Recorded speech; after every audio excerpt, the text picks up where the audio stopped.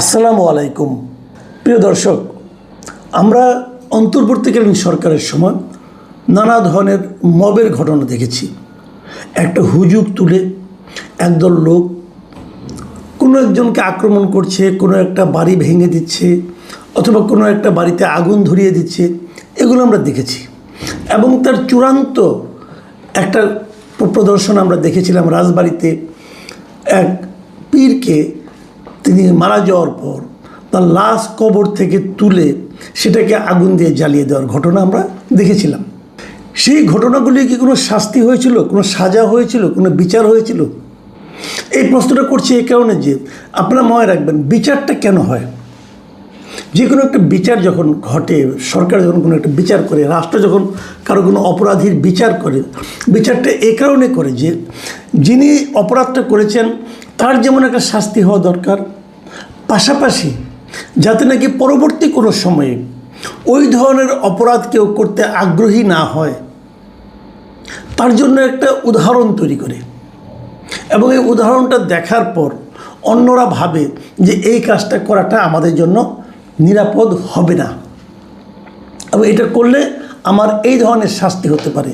সে ধরনের কোনো শাস্তির ব্যবস্থা কি বিগত অন্তর্বর্তীকালীন সরকার অথবা পরবর্তীকালে বর্তমান যে বিএনপি সরকার তারা করেছেন? তারা করেননি। এই এত কথাগুলি বললাম কেন? এইগুলি বললাম এই কারণে যে আমরা এবার কি দেখলাম। গত শনিবার দিন কুষ্টিয়ার দৌলতপুর উপজেলার ফিলিপনগর গ্রামে একজন পীরকে তার আস্থানায় যে মেরে আস্থানায় আগুন ধরিয়ে দেওয়া হলো, এবং সেই পীরকে পিটিয়ে এবং কুপিয়ে হত্যা করা হলো। কারা হত্যা করলো? কিছু লোক। প্রথমে বলা হলো অনেক লোক ছিল, কিন্তু পরে আমি দেখলাম যেটা ম্যাক্সিমাম 15-20 জন অথবা 50 জন লোক।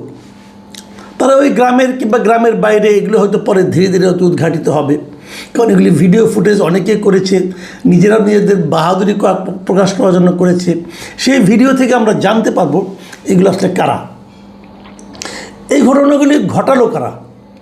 এটা নিয়ে আলোচনা হবে এখন কয়েকদিন, আগামী কয়েকদিন আপনারা দেখবেন যে আলোচনা হবে, এবং আলোচনা হওয়ার পর কিছু ধরপাকড় হবে, একসময় সবাই জামিন টামিন পেয়ে চলে যাবে, কোনো কিছুই হবে না। এ ধরনের উদাহরণ আমরা অতীতে দেখেছি। এবার কি হবে? এবার কি বিচার হবে? দেখুন, এ ধরনের বলা হচ্ছে কি ওই লোকটা খারাপ, ওই লোকটা ধর্মের বিরুদ্ধে কথা বলেছেন, ওই লোকটা কোরআনের বিরুদ্ধে কথা বলেছেন, উনি আমাদের নবীর বিরুদ্ধে, অনেক কিছু হতে পারে, আমি কোনোটাই কিন্তু অস্বীকার করছি না। কিন্তু সে লোকটা যা কিছুই বলুক না কেন, তাকে হত্যা করার অধিকার কি আমার আপনার আছে? আমাদের ধর্ম কি আমাকে সে হত্যা করার অধিকারটা দিয়েছে? আপনি যে ধর্মেরই অনুসারী হন না কেন, সেই ধর্ম কি বলে যে তুমি আরেকজন লোককে তোমার ধর্মের বিরুদ্ধে বলার কারণে অথবা তোমার বিশ্বাসের বিরুদ্ধে বলার কারণে তাকে তুমি নিজে হাতে হত্যা করতে পারো? এটা বলে? অথবা অন্য কোনো যে সমস্ত দেশে ব্লাসফেমি একটা আইন আছে, কিন্তু যেমন পাকিস্তানি এই আইনটা আছে, যদি আপনি ইসলামের বিরুদ্ধে কিছু বলেন তা আপনার বিরুদ্ধে ব্লাসফেমি আইনে শাস্তি দেওয়া যাবে। কিন্তু পাকিস্তানেও কি বলবে যে ব্লাসফেমি আইন আছে, তুমি আইনের শরণাপন্ন না হয়ে তুমি নিজেই তাকে হত্যা করে ফেলো? বলবে না। পৃথিবীর কোনো দেশ এইটাকে আপনি অনুমোদন দেবে না যে আপনি তাকে হত্যা করেন। আমি দেখলাম, ইদানিং দেখছি যে সোশ্যাল মিডিয়ায় নানা ধরনের প্রচারণা চলছে। কেউ বলছে সে কত বড় বুজুর্গ লোক ছিলেন, তিনি ধর্মটাকে কি সুন্দর করে বিশ্লেষণ করতেন, এগুলি বলছেন যা নাকি ওই ঘরানার লোক। আবার কেউ বলছেন সে কীভাবে নাস্তিক ছিলেন, অথবা সে কীভাবে একই সঙ্গে খ্রিস্টান ছিলেন, একই সঙ্গে হিন্দু ছিলেন, ইহুদি ছিলেন, অনেক কিছু নাকি ছিলেন তিনি, এগুলি বলছে। আবার কেউ কেউ বলছে তিনি নাকি শয়তানের পূজারী ছিলেন। দেখেন ভাই, এর কোনটা উনি ছিলেন এটা কিন্তু বিচার করার দায়িত্ব আমার আপনার না। এবং যদি উনি এই সবগুলি হয়ে থাকেন, তারপরেও কি তাকে আপনি হত্যা করতে পারেন? এই হত্যা করার অধিকার কি আপনাকে কেউ দিয়েছে? রাষ্ট্র দেয়নি, সরকার দেয়নি, আপনার ধর্ম দেয়নি, আপনার সমাজ দেয়নি। তাহলে আপনি কি? আপনি কে? আপনি হয় রাষ্ট্রের নাগরিক, অথবা আপনি সমাজের একজন নাগরিক, অথবা আপনি একজন ধর্মের অনুসারী। কেউ তো আপনাকে এই অধিকার দেয়নি। তাহলে কিসের বলে আপনি তাকে দিনে দুপুরে কুপিয়ে মেরে ফেললেন? অনেকে বলেছে সেখানে কালকে একটা নিউজ দেখলাম যে তারা নাকি সকালে তারা মিলে মিটিং করেছিল, কয়েকজন মিলে মিটিং করে সিদ্ধান্ত নিয়েছে ওখানে আক্রমণ করবে, এবং দুপুর 2:30টার সময় তারা ওখানে আক্রমণ করছে। তো এই মিটিংটা কারা ছিল, কারা সিদ্ধান্ত নিল, এটা তো খুঁজে বের করে কোনো সমস্যা নয়। আগের বার দেখেছিলাম কিন্তু ওই যে রাজবাড়ির ওই পীরের যে লাশ তুলে আগুন দিয়ে পুড়িয়ে দিল, সেখানেও কিন্তু আগে একটা মিটিং করেছিল। সেই মিটিংয়ে দেখেছিলাম জামাতের একজন, ওখানকার জামাতের যে স্থানীয় লিডার উনিও ছিলেন। দেখুন এখানে জামাতের কথাটা কিন্তু আমি ইন্টেনশনই বললাম। কেন বললাম জানেন? বললাম হলো এই কারণে যে এই যে পীরতন্ত্র একটা আছে, বাংলাদেশে আছে, অনেকে সুফি পীর, সুফিবাদ, এগুলো অনেক ধর্মের অনেকগুলো ধারা পৃথিবীতে আছে। এখন কোনটা সঠিক কোনটা বেঠিক এটা বিচারের দায়িত্ব আপনারও না আমারও না। যারা পীরতন্ত্রে বিশ্বাস করেন এটা তাদের বিশ্বাস, যারা বিশ্বাস করেন না এটাও তাদের বিশ্বাস। আমার কোনো বিশ্বাস নিয়ে কোনো কথা নেই, এটা যার যার বিশ্বাস। কিন্তু আমাদের দেশে পীরতন্ত্রের বিরোধী কারা? আমাদের দেশে পীরতন্ত্রের বিরোধী জামাত কিন্তু পীরতন্ত্রে বিশ্বাস করে না।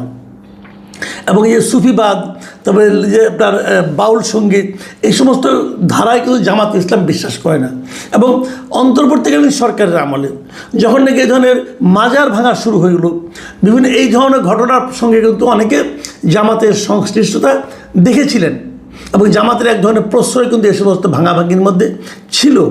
এখন এটাও সেরকম তা কিন্তু আমি বলছি না, কিন্তু আমি কেবল এটা বলছি যে এদের বিরুদ্ধে যে সংঘবদ্ধ শক্তিটা প্রকাশিত, যে তারা পীরতন্ত্রে বিশ্বাস করে না, তাদেরকেও দিকে একটু তাকানো দরকার আছে। কারণ আক্রান্ত তো কেবল এরাই হচ্ছে। ওই যে সুফিবাদী যারা আছেন, যারা বাউল সঙ্গীত করেন, যারা পীরতন্ত্রে বিশ্বাস করেন, তারা কিন্তু কাউকে আক্রমণ করছে না, তারা আক্রান্ত হচ্ছে। কেন আক্রান্ত হবে? ওই ভদ্রলোকটা এই যে মানে মিটিং হলো, তারপরে আমরা দেখেছি যে মোটামুটি কয়েকটা আইডি থেকে, সোশ্যাল মিডিয়া থেকে ওই ভদ্রলোকের একটা ভিডিও ছাড়া হয়েছে, কয়েক সেকেন্ডের ভিডিও। এবং সেই ভিডিওতে কিছু কথা বলা হয়েছে যে কথাগুলো নাকি ইসলাম বিরোধী কথা। এবং সেই ভিডিওটা অনেক আগের, এই ভিডিওটা আমিও দেখেছি 2-3 বছর আগের, 2-3 বছর আমার মনে হয় 4-5 বছর আগের ভিডিও হবে। কারণ ওখানে দেখলাম এই ভদ্রলোকের, এই যে পীর সাহেব যিনি আছেন, নাম হলো শামীম রেজা, তার এমনি ওরফে জাহাঙ্গীর বাবা, এরকম অনেকের নামে ডাকতো আর কি। তো এই শামীম রেজার এখন যে ছবিটা আমি দেখি, সর্বশেষ ছবি, এখানে দেখেছি যে চুল দাড়ি গোঁফ সব পাকা এবং অনেক লম্বা। কিন্তু যে ভিডিওটা দেখলাম ওই ভিডিওতে দেখা গেলো সে অনেক ইয়াং, তার মানে অনেক আগের ভিডিও। তাহলে যদি ওটা যদি ধর্মের অবমাননা হয়ে থাকে, একটা কথা ভাবুন আপনারা, তাহলে অনেক আগের ভিডিও, সেই ভিডিওতে আগেই ছড়ানো ছিল, তো এতদিন তো মানুষের কোনো সমস্যা হয় নাই, হঠাৎ করে এখন কেন খুব পরিকল্পিতভাবে 7-8টা অ্যাকাউন্ট থেকে, সোশ্যাল ফেসবুক অ্যাকাউন্ট থেকে একই দিনে ছড়ানো হলো? এর কারণটা কি? এর কারণটা হলো উস্কে দেওয়ার জন্য একটা হুজুগ তৈরি করা হলো। এই হুজুগটা কারা তৈরি করলো? আমাদের আইটি যারা বিশেষজ্ঞ আছে তাদের পক্ষে কিন্তু এটা বের করা খুবই সহজ, যে এই অ্যাকাউন্টগুলো কোথায় করেছে। অ্যাকাউন্টগুলো কিন্তু এখনও আছে। আমি নিজে একটা অ্যাকাউন্ট দেখলাম, কি সত্যের সন্ধানে ফিলিপনগর, এবং সেখানে আমি যে সমস্ত কথা পড়লাম, একটা চিজ দেখলাম, আপনার মানে একটা ভিডিও দেখলাম, সেই ভিডিওতে এই যে পীর ছিল জাহাঙ্গীর সাহেব শামীম রেজা, তার জানাজা হচ্ছে, এবং জানাজা কেন হচ্ছে এটা নিয়েও অনেক অশ্লীল ভাষায় গালাগালি আমি একটা ভিডিও কিন্তু দেখলাম ওর মধ্যে। এবং আরেকটা দেখলাম যখন জ্বালিয়ে দেওয়া হয়েছিল সেটাকে জাস্টিফাই করে কিছু কথা বলা হচ্ছে। আবার আরেক জায়গায় দেখলাম যে এই ধরনের বাড়িঘর জ্বালিয়ে এবং তাকে মেরে ফেলাটা নাকি আমাদের ফরজ কাজ, সেই ধরনের উস্কানিও কিন্তু ওই পোস্টে, ওই যে সত্যের সন্ধানে ফিলিপনগর, এটাতে আমি পেলাম। আপনারাও দেখতে পারেন, আমি আপনার ছবিটা দিয়েও দিচ্ছি, দেখেন আপনারা এগুলো। তো এই জিনিসগুলো আমরা কিন্তু দেখেছি। তাহলে এগুলো কারা ছড়ালো তাদের খুঁজে বের করেন, এটা তো খুঁজে বের করতে হবে, না হলে আপনি আগামীতে আবার ঘটবে। আজকে ফিলিপনগর হলো, কালকে আরেক নগরে হবে, এই ধরনের ঘটনা ঘটতেই থাকবে। বাংলাদেশের অনেক এলাকায় কিন্তু এই ধরনের পীর, এই ধরনের বাউল, এই ধরনের ঘটনা কিন্তু আছে। সেগুলিকে আপনি এভাবে নিজের হাতে আইন তুলে নেবেন। সরকারের ভূমিকাটা কি? আমি মনে করি আমাদের এই বর্তমান যে বিএনপি সরকার এসেছে, এই বিএনপি সরকার একজন অত্যন্ত, আমি মনে করি যে খুবই করিতকর্মা এবং করিতকর্মা বলবো না, খুবই প্রাজ্ঞ একজন ব্যক্তিকে স্বরাষ্ট্রমন্ত্রীর দায়িত্ব দিয়েছেন, মিস্টার সালাউদ্দিন আহমেদ। কিন্তু সালাউদ্দিন সাহেব কাজের লোক, কোনো সন্দেহ নেই, কিন্তু উনি কি ওনার কাজটা করছেন? উনি তো অন্য কাজ দিয়ে ব্যস্ত।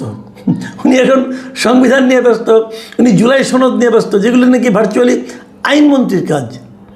ওই কাজগুলো মনে হচ্ছে যে উনিই করছেন। কিন্তু কালকে দেখলাম যে আইনমন্ত্রী একটা প্রেস কনফারেন্স করেছেন এই বিষয়গুলি ব্যাখ্যা করার জন্য। আইনমন্ত্রী তো খুবই ক্যাপেবল লোক, তো একজন ক্যাপেবল লোক থাকতে সেই কাজে সালাউদ্দিন আহমেদ সাহেবকে হস্তক্ষেপ করতে হবে কেন? উনি বরং ওনার স্বরাষ্ট্র মন্ত্রণালয়ে থাকুন। উনি যদি স্বরাষ্ট্র মন্ত্রণালয়ে আরেকটু সিরিয়াস হইতেন তাহলে কিন্তু এই গত 2 মাস দেশের মানুষ টের পেত যে আইন শৃঙ্খলাটা কতটা শক্ত আছে। উনি এদিকে মনোযোগ দিতে পারেন নাই বলে আমার ধারণা। আমি ওনাকে রিকোয়েস্ট করব, ভাই এদিকে একটু নজর দেন, এটা একটা গুরুত্বপূর্ণ কাজ। কিন্তু ওই জুলাই সনদ গুরুত্বপূর্ণ কাজ, কিন্তু ওটা করার জন্য আইনমন্ত্রী আছেন, উনি যথেষ্ট বুঝেন, যথেষ্ট ব্যাখ্যা করতে পারবেন। আপনাকে সব কাজে যেতে হবে এরকম কোনো প্রয়োজন নেই, আপনি এখানে থাকেন একটু। আজকে যদি স্বরাষ্ট্র মন্ত্রণালয় যদি স্ট্রং হতো তাহলে সারা দেশে কিন্তু যে পুলিশের ভেঙে যাওয়া মনোবল সেটা ফিরে আসতো। এবং ওনাকে তো আমি দেখলাম না গত 2 মাসে যে আইন শৃঙ্খলা নিয়ে ওনাকে খুব ব্যতিব্যস্ত হতে অথবা কোনো ভূমিকা রাখতে। আপনি পারলেন কি পারলেন না সেটা কিন্তু ইম্পর্টেন্ট না, ইম্পর্টেন্ট হলো আপনি চেষ্টা করছেন কি না। কয়েকজন মন্ত্রীকে দেখছি, যেমন শিক্ষামন্ত্রী আছেন মিলন সাহেব, উনি কিন্তু দৌড়াদৌড়ি করছেন, এখানে যাচ্ছেন সেখানে যাচ্ছেন, কিছু কাজকর্ম করছেন, কোথাও কোথাও ভুল করছেন। ওনার ভুলগুলোর আমিও সমালোচনা করছি, এগুলো সবই ঠিক আছে, কিন্তু উনি কিন্তু দৌড়াদৌড়িটা করছেন। তো স্বরাষ্ট্রমন্ত্রীকে আমি কিন্তু এখন পর্যন্ত দেখিনি যে আইন শৃঙ্খলা ঠিক রাখার জন্য কোনো দৌড়াদৌড়ি করতে। তাহলে কীভাবে হবে ভাই? এই কাজগুলি করতে হবে। এবং আমি মনে করি যে এই ঘটনার জন্য দৃষ্টান্তমূলক একটা ব্যবস্থা গ্রহণ করতে হবে, যা দেখে পরবর্তী সময়ে যারা এই ধরনের অপকর্ম করার কথা চিন্তা করেন তারা যেন একটু ভাবেন যে এগুলি করতে গেলে আমার কিন্তু এই দুরবস্থায় পড়তে হবে।